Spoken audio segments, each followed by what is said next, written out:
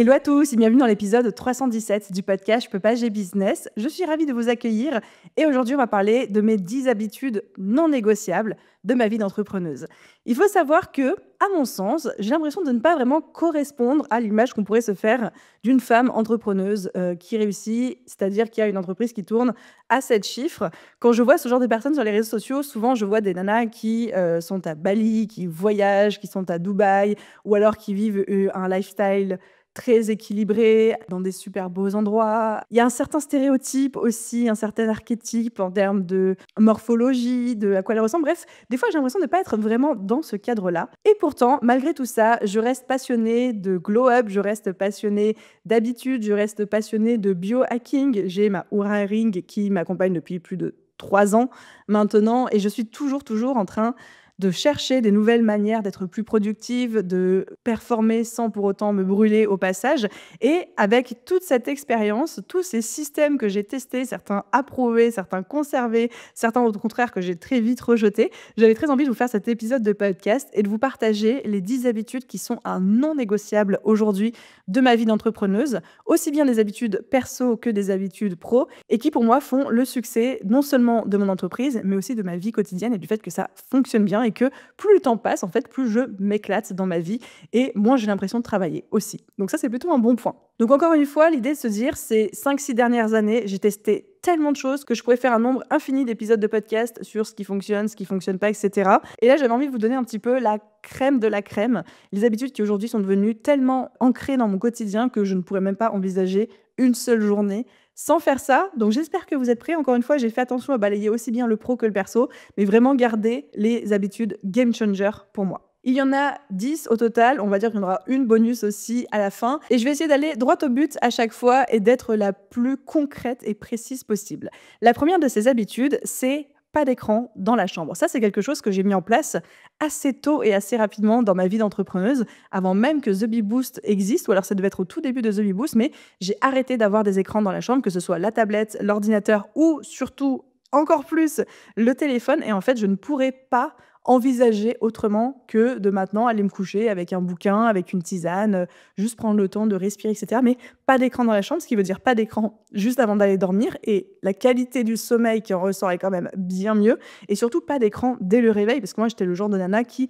allait scroller tout de suite sur Instagram, les réseaux sociaux dès le réveil, ou regarder son calendrier, ses mails, et du coup brancher son cerveau en mode travail alors qu'il venait à peine de se réveiller. Maintenant, tous les matins, quand je me lève, soit des fois, je vais prendre le téléphone tout de suite, mais il faut quand même que je fasse l'effort de me lever, de venir dans le salon, de prendre mon téléphone qui est resté dans le bureau toute la nuit. Soit au contraire, je profite de cette petite alchimie du matin pour faire plein de choses pour moi. On parlera ensuite des morning routines et de comment elles sont constituées de mon côté en ce moment. Mais en fait, d'avoir cet espace sans téléphone avant de se coucher et cet espace sans téléphone au réveil, ça me fait un bien fou. Et il faudrait que je vous retrouve le lien, mais l'autre jour, j'ai trouvé une étude qui disait que en se coupant complètement d'Internet pendant 15 jours, on arrivait à réparer jusqu'à une dizaine d'années de dommages en termes de santé mentale, dans le cerveau d'un être humain, juste en coupant 15 jours. Donc je me dis, juste couper quelques minutes le soir et quelques minutes le matin le téléphone, en interdisant tout simplement les écrans dans la chambre, on se fait beaucoup de bien en sacrifiant quand même très peu en termes de confort, d'habitude, etc.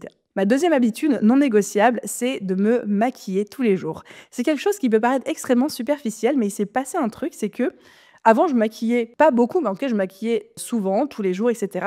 Et pendant le Covid, pendant quasiment 4-5 mois, vu que j'étais enfermée chez moi, je n'avais pas spécialement envie de sortir, j'étais à fond sur le business, j'ai remarqué qu'en fait, je me laissais aller dans le sens où je ne me maquillais plus. Et je m'en foutais de mon apparence, hein. Je faisais des stories sans être maquillée. Je veux dire, j'ai pas de problème avec mon image maquillée, pas maquillée. Par contre, j'ai quand même constaté que cette période de Covid, sans me maquiller tous les jours, et où en fait je faisais de moins en moins d'efforts d'un point de vue vestimentaire aussi, j'ai remarqué un espèce de laisser-aller qui était chez moi assimilé à un non-respect de moi et non-respect de mon corps. Et en fait, du coup, maintenant, tous les jours, je prends le temps et la peine de me maquiller correctement, même si c'est juste du mascara, un soin hydratant pour la peau, hein. Aujourd'hui, j'ai juste une crème hydratante et du mascara. Ça va pas plus loin que ça. J'ai mis mes cheveux en chignon. Enfin voilà, ça peut être assez basique. Je dis pas que je me fais un ravalement de façade à chaque fois, mais le fait de mettre une petite touche de soin pour soi et de toujours soigner la manière dont je m'habille, même quand je sais que je vais pas sortir de la journée, en fait, je le vis et je l'incarne vraiment comme une marque de respect envers moi-même, envers le travail que je fournis aussi, et ça m'aide à déjà de me sentir fraîche, donc ça c'est plutôt cool, mais surtout ça m'aide à prendre confiance en moi. Et ça m'aide aussi à show up pour mon business de la manière dont j'ai besoin de show up. Alors évidemment, il y a des jours où je suis comme vous et ça m'arrive d'être derrière l'ordinateur, en pyjama, etc. Mais c'est extrêmement rare, ça doit se compter sur les doigts d'une main le nombre de fois par an où je passe ma journée pas maquillée, en pyjama, ou alors avec juste genre un jogging ou un truc comme ça, parce que c'est devenu trop important pour moi et trop l'incarnation de comment je me présente pour moi-même, comment je me présente pour mon business et comment je me présente au monde aussi. Ma troisième habitude non négociable, ce sont mes 2 morning routines. Il faut savoir qu'aujourd'hui, j'ai plein de routines. J'adore les routines, je suis une femme de routine. Je trouve que les routines sont géniales parce qu'elles évitent de faire de la place à la procrastination. Et il y a cette phrase de Brianna West que j'aime énormément qui nous dit, je vais lire mon ordi pour vous la lire, l'absence de routine est propice à la procrastination. L'absence de routine crée des espaces de crainte et de vide où votre inconscient peut vous souffler avec une petite voix: «Ah, faisons une pause», alors que votre travail ne peut pas attendre. En revanche, si vous avez pris l'habitude de faire une pause à un moment précis, vous pourrez vous l'accorder avec sérénité. Et j'adore cette phrase parce qu'elle nous montre vraiment que les routines ne sont pas un cadre qui nous emprisonne, mais sont un cadre qui nous donne la productivité d'avancer, qui nous rendent performants et qui nous donne aussi l'autorisation de souffler sans culpabilité. Bref, je suis une femme de routine et très fière de l'être. Et du coup, j'ai 2 routines que j'applique chaque matin. Une routine perso et une routine pro et qui aujourd'hui rythment tellement mes journées et sont tellement importantes dans comment j'aborde chaque journée, comment je vais me sentir que je ne pourrais plus m'en passer.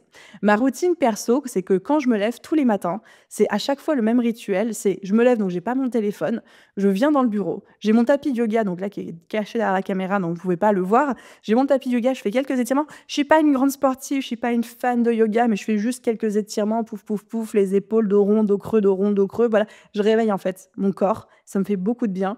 Des fois, je brûle un bout de bâton de Palo Santo quand j'ai envie d'avoir une atmosphère, je sais pas ce que ça active chez moi inconsciemment, mais en tout cas, ça purifie l'atmosphère dans ma tête, en tout cas, à défaut de le faire en vrai. Et je vais boire un grand verre d'eau. Et après, je prends mes compléments alimentaires.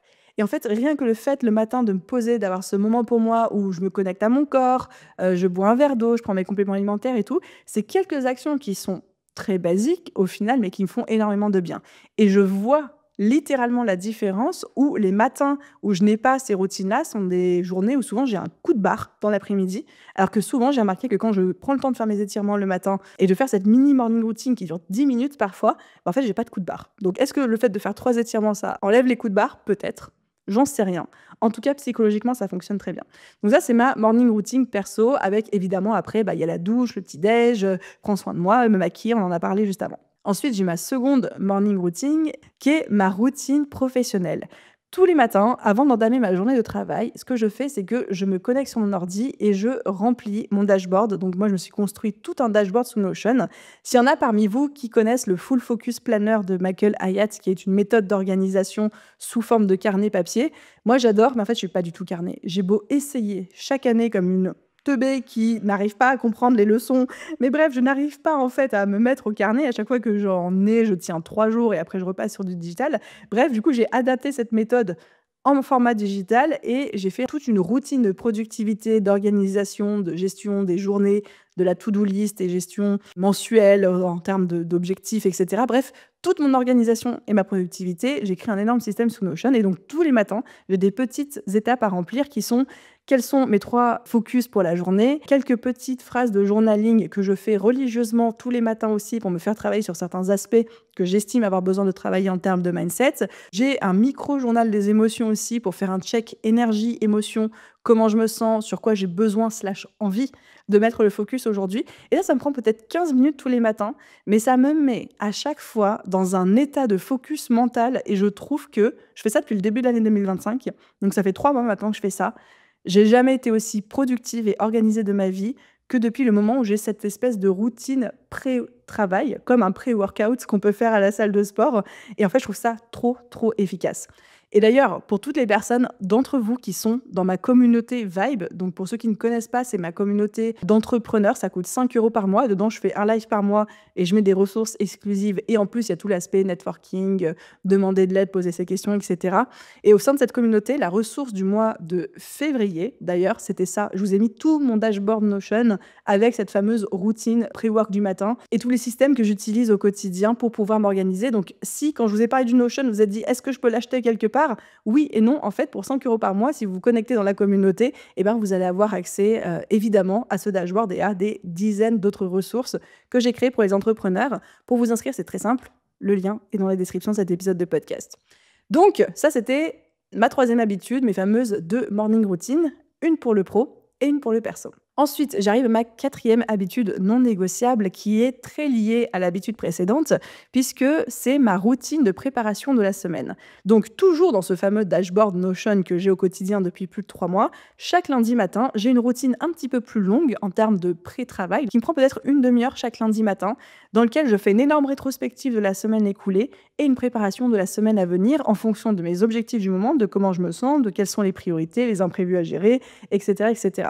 Et en fait, le fait de me poser chaque lundi matin, de me dire qu'est-ce qui s'est passé la semaine dernière, qu'est-ce qui a fonctionné, qu'est-ce qui n'a pas fonctionné, sur quoi j'ai envie d'itérer, qu'est-ce que j'ai envie d'arrêter. Enfin, je me pose toutes ces questions toutes les semaines. Quels sont les objectifs du moment? Quelles sont les 3 actions prioritaires que si je les fais cette semaine, elles vont me faire avancer vers mon objectif du moment?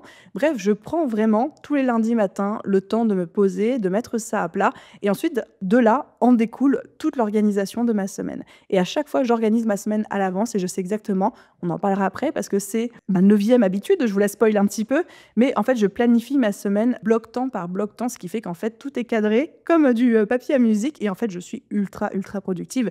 Donc le fait d'avoir cette routine de préparation de semaine chaque lundi matin avec rétrospective sur la semaine écoulée et du coup aperçu de la semaine à venir, sur quoi est-ce qu'il faut que je mette mon attention, à quoi il faut que je fasse attention aussi, game changer pour moi. Je recommande, je vous recommande. Et vous pouvez évidemment, même sans faire exactement la même chose que moi, s'il y a des choses qui ne vous parlent pas parce que ça vous semble trop strict, trop militaire, ou alors que ce n'est pas vraiment adapté à votre situation, rien ne vous empêche de vous créer votre propre morning routine du lundi pour préparer la semaine à venir.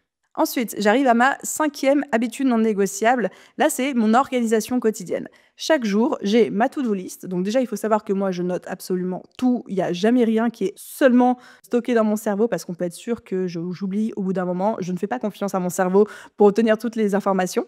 Donc, j'ai mon organisation quotidienne. Et en fait, dans cette organisation quotidienne, tous les jours, j'ai 3 priorités. Et je n'ai que 3 priorités, 3 choses où je sais que qu'il pleuve, qu'il vente, qu'il neige, quels que soient les imprévus, ces 3 priorités seront faites avant la fin de la journée. Et parfois, ces 3 priorités, en soi, me prennent 30 minutes à faire. Et des fois, c'est des priorités qui sont un petit peu plus longues ou un petit peu plus denses et qui me prennent vraiment ma journée. Mais j'ai vraiment ces 3 priorités en rouge sous les yeux toute la journée et après ma to-do list secondaire avec toutes les petites tâches annexes qui ont besoin d'être faites ou qui peuvent être faites si jamais j'ai le temps parce que j'ai fini mes priorités plus vite. Mais le fait d'avoir à chaque fois ce 3 focus par semaine et ce 3 focus par jour, ça m'aide énormément à prioriser. Alors, c'est pas toujours simple à mettre en place, parce que des fois, beaucoup de choses nous semblent urgentes / importantes. Mais quand je commence à faire mon organisation chaque matin et que je remplis mes 3 priorités quotidiennes et que je me rends compte que j'en rajoute une 4e, puis une 5e, parce que tout est urgent, à chaque fois, et ça, pour le coup, j'arrive à le tenir depuis le début, c'est-à-dire depuis les 3 mois, à chaque fois, je me dis non, Aline, c'est 3. Tu n'en choisis que 3. Et les autres, tu les mets de côté. Ça ne veut pas dire qu'elles ne seront pas faites, mais elles seront dans la to-do list normale. Elles ne seront pas dans les 3 priorités. Et des fois, ça me fait grincer les dents, parce que j'ai vraiment l'impression d'avoir 4 choses urgentes à faire dans la journée, mais je me matrixe le cerveau pour n'en garder que 3. Et parfois, j'ai le temps d'en faire que 3. Et la 4e, qui était si urgente et si importante que ça le matin dans ma perception, elle n'est pas faite avant le lendemain. Et finalement, c'est pas grave du tout. Vraiment, littéralement. Donc, cette discipline d'avoir que 3 priorités par jour, c'est génial parce que, ça m'évite, moi, de me sentir complètement submergée et de sentir que j'étouffe sous une to-do list qui serait trop importante, ou alors j'essaye de m'en mettre trop sur la patate. Ça me donne aussi un bon ordre d'idée sur quoi me focaliser pour atteindre mes objectifs plus rapidement ou plus efficacement, et donc je ne me fais pas déborder par le syndrome de l'objet brillant ou autre. Évidemment que ma to-do list à côté, c'est une to-do list à rallonge qui est humainement impossible à connaître, mais j'ai mes 3 priorités. Je sais qu'elles seront faites et ça, vraiment, je me sens beaucoup plus avancée depuis que je fais ça. VS ma to-do list habituelle où j'avais à peu près un ordre de priorité, mais 50 000 éléments dessus à faire, quoi. J'arrive à présent à ma sixième habitude qui a complètement transformé ma vie d'entrepreneuse. Celle-ci, c'est plus une habitude perso, c'est le fait de prendre des compléments alimentaires et de faire attention à mon alimentation. Alors, au-delà de il faut manger équilibré, il faut manger sain, nan, vous connaissez la chanson, je le fais, peut-être que vous le faites, peut-être pas, mais vous connaissez, c'est pas à moi de vous dire ça. Par contre, j'ai commencé à me supplémenter en termes de micronutrition, donc c'est juste prendre des compléments alimentaires en fonction de mes besoins. Et en fait, depuis que je fais ça, pareil, ça a été un énorme game changer.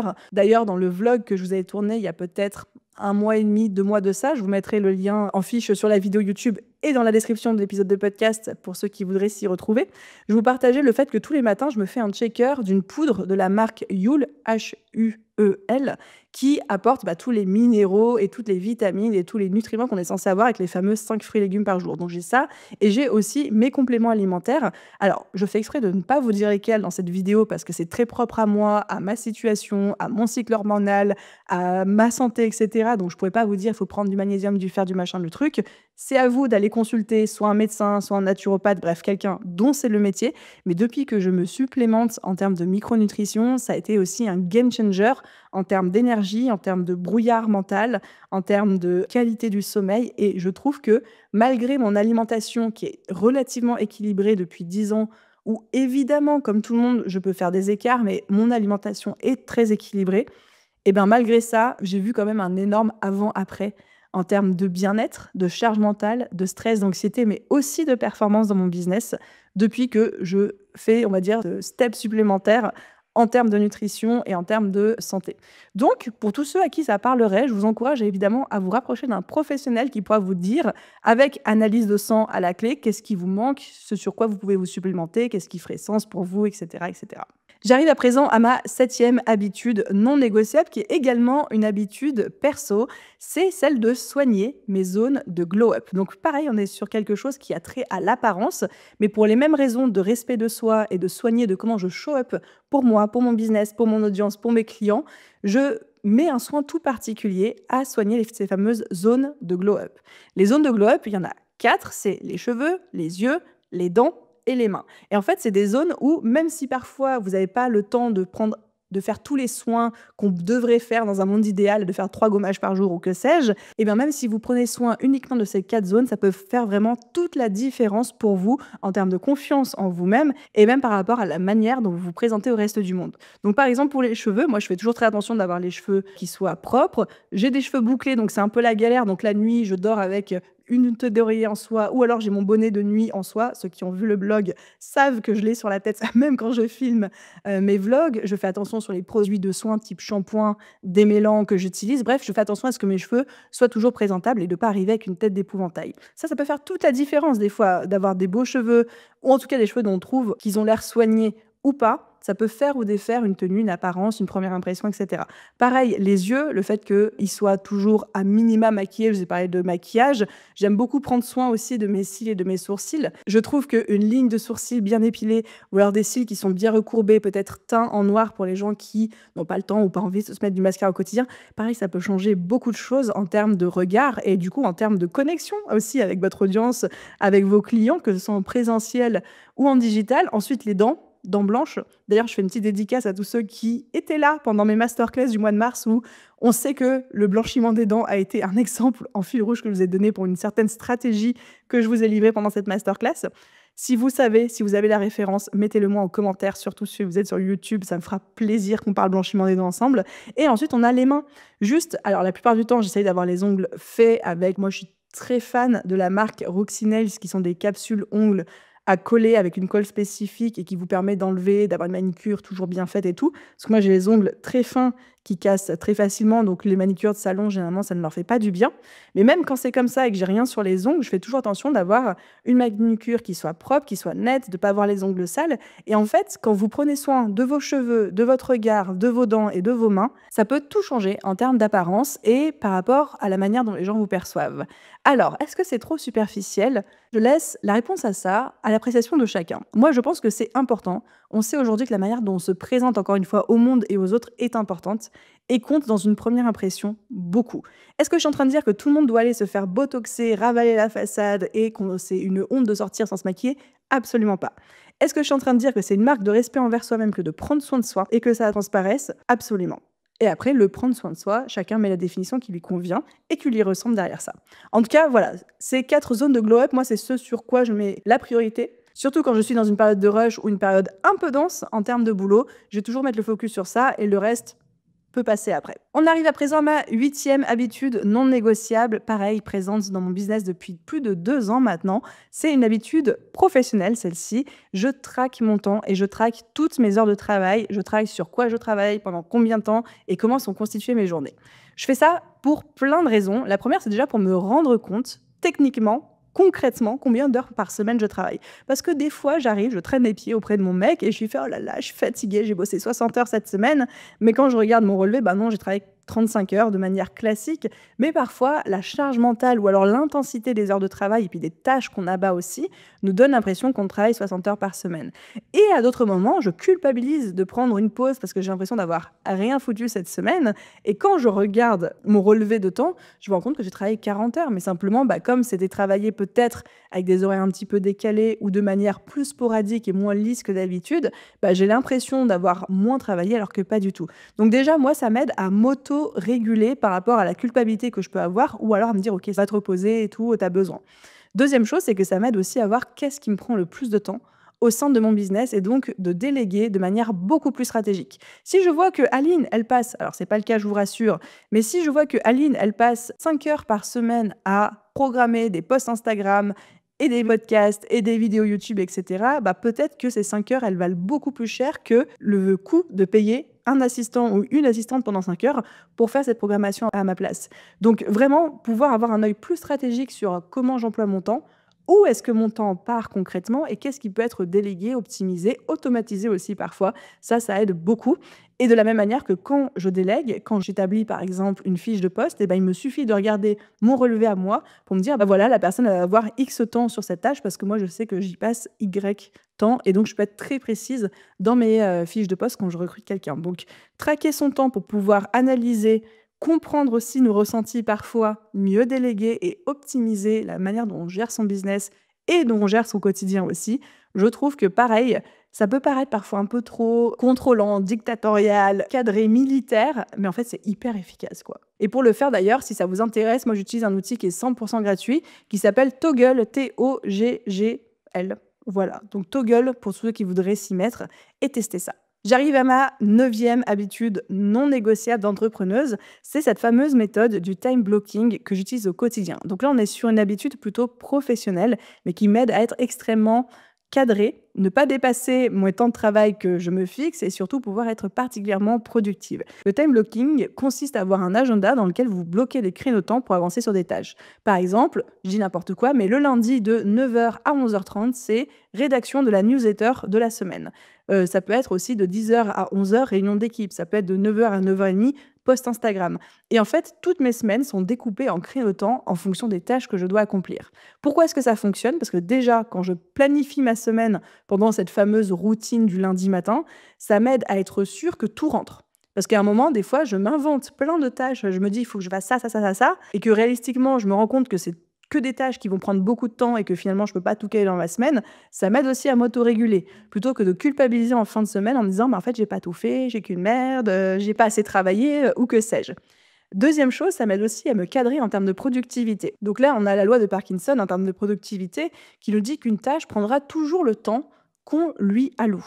Si vous vous allouez 15 minutes pour vous préparer, vous serez prêt en 15 minutes. Si vous vous allouez 1 heure pour vous préparer, vous serez prêt en 1 heure. Si je m'alloue 1 heure pour faire un post Instagram, ça me prendra 1 heure. Si je m'alloue 20 minutes pour faire un post Instagram, ça me prendra 20 minutes. En tout cas, réalistiquement, ça va plus me prendre aux alentours de 20 minutes que 1 heure. Et donc, le fait de cadrer en amont aussi un petit peu le temps qu'on alloue à chaque tâche, ça nous permet d'être sûr qu'on ne va pas y passer plus de temps que nécessaire ou qu'on ne va pas être victime de ce biais de notre cerveau qui occupe le temps qu'on lui donne. Et c'est pour ça aussi qu'on conseille toujours, quand on a une tâche, un projet, etc., de se fixer des deadlines. C'est pas pour se mettre la pression, c'est pour juste éviter que notre cerveau ait ce biais d'occupation globale. Et je me souviens quand j'étais en école de cinéma, donc pour ceux qui ne le savent pas, j'ai fait une licence de cinéma, une licence audiovisuelle, avant même de travailler comme retoucheuse photo, etc. On me disait toujours, une équipe de cinéma, c'est comme une bouteille de gaz. Si vous l'ouvrez dans 10 mètres carrés, ça prendra 10 mètres carrés. Si vous l'ouvrez dans 300 mètres carrés, ça occupera les 300 mètres carrés. Et bien, c'est exactement pareil pour vous et vos tâches. En fonction de l'espace que vous allez leur allouer en termes de durée, ça prendra le temps que ça prendra. C'est fou, hein, mais c'est comme ça que ça fonctionne. Donc, time blocking pour mon organisation, pour être sûr d'avoir le temps de tout faire, pour prioriser et surtout comme garde-fou pour éviter de trop m'étendre et de prendre trop de temps pour des tâches qui n'en auraient pas forcément la nécessité. Et enfin, j'arrive à ma 10e et dernière habitude non négociable de ma vie d'entrepreneuse, qui est une habitude plutôt mindset que j'applique à la fois dans le pro et dans le perso. Cette habitude, c'est, en tout cas si je devais la résumer, c'est écouter. Écouter plus que parler. Il faut savoir que je passe la majorité de mon temps à écouter, écouter, écouter. Que ce soit les autres, que ce soit mon équipe, que ce soit mon audience, que ce soit mes clients, que ce soit mes proches, que ce soit les gens dans la rue, etc. Et quand on se met à l'écoute de tout, des gens, mais aussi symboliquement d'un marché, des opportunités, etc., c'est extraordinaire. Et c'est Francis Bacon qui a dit: la connaissance, c'est le savoir, et je suis tout à fait d'accord avec lui. Et plus vous allez écouter, plus vous allez engranger des connaissances. Et moi, je suis quelqu'un qui écoute beaucoup avant de parler, déjà pour avoir le maximum d'informations, pour créer de la connexion aussi avec les gens, que les gens se sentent écoutés, ce qui leur donne encore plus envie de se livrer, de connecter, etc. Et surtout, ça me donne des informations sur mon marché, sur des idées de contenu, sur des offres, sur ce que les gens peuvent penser de ce que je suis en train de faire, sur les gens, comment ils se sentent autour de moi, etc. Et en fait, c'est une habitude que j'ai prise qui au début m'a coûté un petit peu parce que j'étais une vraie pipelette avant et j'adore parler. C'est pour ça que j'ai un podcast, parce que c'est pratique. Je parle, vous ne pouvez pas répondre. Mais il faut savoir que dans la vie de tous les jours, dans ma vie perso, pro, si vous et moi on était assis en train de prendre un café, je vous poserai beaucoup de questions et je vous ferai parler plus que je parlerai moi parce que j'adore ça. C'est mon métier de coach aussi. Et surtout, je trouve qu'on engrange toujours beaucoup d'informations. On apprend énormément quand on fait ça. Et c'est une capacité que j'ai développée, qui n'était pas là au départ, qui m'a aidé à nouer énormément de liens de qualité avec des gens de qualité parce que je les ai écoutés. Ils se sont sentis entendus. Ils n'ont pas eu l'impression d'avoir en face quelqu'un qui faisait que parler, parler, parler ou qui voulait dire moi, je, moi, je, moi, je. Ça m'a permis de détecter toutes les opportunités marché que j'avais besoin de détecter. Ça m'a permis de créer les offres que j'avais besoin de créer, que mes clients demandaient. Ça m'a permis, et ça me permet encore aujourd'hui, de créer les contenus que vous avez envie de consommer parce que je suis constamment à l'écoute de ce que les gens ont à me dire. Ça me permet aussi de repérer quand j'ai des angles morts ou quand il y a quelque chose qui se passe mal parce que j'écoute les critiques, j'écoute les feedbacks, j'écoute même les haters, pas en mode je les prends au sérieux, mais en mode ok, est-ce que j'ai un truc à apprendre? Oui, non, après je fais la part des choses, mais le pouvoir d'écouter, d'avoir ce recul, de se dire j'ai pas besoin d'être la personne qui parle le plus fort, j'ai pas besoin d'être la personne qui crie pour qu'on puisse me regarder, mais le pouvoir de l'écoute, il est bien plus puissant que le pouvoir d'être entendu ou de parler fort. Donc, 10e habitude, comme je disais, un petit peu plus mindset, mais ça fait tellement partie de mon quotidien et c'est tellement quelque chose auquel je ne renoncerai jamais que je voulais vous la partager. Et voilà du coup sur les 10 habitudes non négociables de ma vie d'entrepreneuse que je pouvais vous partager. J'en aurais peut-être une 11e bonus pour vous. Alors c'est très propre à moi, peut-être que ça vous parlera, c'est que j'ai l'habitude de tout noter. Je vous le disais tout à l'heure, je ne fais absolument pas confiance à mon cerveau pour retenir une information, du coup je note tout. Mes rendez-vous sont évidemment notés dans mon calendrier, ça me libère énormément de charge mentale parce que je sais que je n'ai rien besoin de retenir au quotidien, parce que c'est forcément noté quelque part. Que ce soit sur un carnet que j'ai à côté de ma table de nuit, parce qu'on se souvient, pas de téléphone dans la chambre, pour noter les idées qui peuvent me venir, que ce soit sur mon calendrier pour les rappels, que ce soit sur des listes d'idées, quand j'ai des idées de contenu, je note tout. Et même pour la petite histoire, quand j'ai un proche ou quelqu'un qui me partage une nouvelle ou que je lui dis: «Ah bah, je reviendrai vers toi pour prendre des nouvelles», etc., je mets toujours un rappel dans mon téléphone pour le faire. Et c'est pour ça que parfois, je sais que je peux échanger avec certains d'entre vous sur Instagram et vous me dites: «Ah mais c'est trop bien, genre dans 30 jours, j'ai la fin de mon CDI, je me lance officiellement dans l'entrepreneuriat». Et ben moi, alors je fais pas tout le temps, mais ça m'arrive très souvent de me mettre un petit rappel sur mon agenda et du coup, dans 30 jours, je vous envoie un message en mode: «Alors, bah, du coup, où tu es? C'est bon, tu as pu, mettre fin à ton CDI, comment est-ce que tu te sens?» Et ça me permet en fait d'avoir une belle relation avec les gens, d'avoir ce petit, on va dire, truc en plus qui fait que je me souviens des choses et c'est pas mon cerveau qui est extraordinaire et qui se souvient de tout. Mon cerveau est une vraie passoire, mais le fait que je note tout me donne un care supplémentaire avec mes proches, avec vous, avec mes clients aussi, avec mon équipe et moi surtout ça me prend zéro charge mentale parce que je note immédiatement les choses. Ça c'est la clé par contre, c'est que je note immédiatement parce que dès que je commence à me dire: «Oh je vais pas oublier ça, je noterai plus tard ou je noterai demain», bah en fait 100 de chances que le truc est oublié. Donc tout noter, pour moi, c'est vraiment la clé de tout. D'autant plus qu'après, au fur et à mesure des années qui passent, on se constitue un superbe historique. C'est-à-dire qu'aujourd'hui, dans mon Notion, par exemple, j'ai l'historique de ces 5 dernières années d'entrepreneuriat, aussi bien les idées que les pistes, que les projets, que mes réflexions, que mon journaling personnel. Enfin, j'ai tout et du coup, c'est génial parce que ça documente ma vie et j'ai toujours beaucoup de plaisir à m'y replonger. Voilà cette 11e habitude bonus qui fait partie intégrante de ma vie d'entrepreneuse. Maintenant, j'ai hâte de savoir quelle est l'habitude qui vous a le plus parlé. J'ai hâte de vous lire en commentaire. Merci d'avoir écouté cet épisode jusqu'au bout et à vous tous. Du coup, je vous souhaite une merveilleuse journée, soirée, après-midi, nuit, où que vous soyez et je vous dis à très vite dans un prochain épisode. Bye tout le monde!